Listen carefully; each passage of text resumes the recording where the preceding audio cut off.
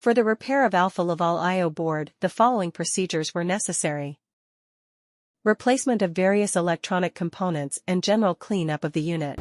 For testing, we use 24-volt DC power supply and we connect the OP board to the I/O board. As soon as we turn it on, the unit reacts and the screen lights up.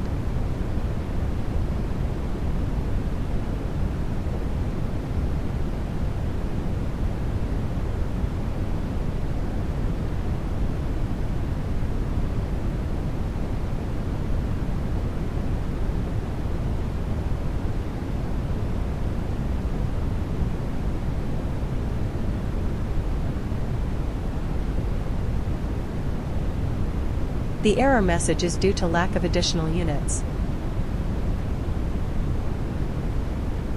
It is now clear that the Alfa Laval boards are working successfully and are ready to be delivered to the client.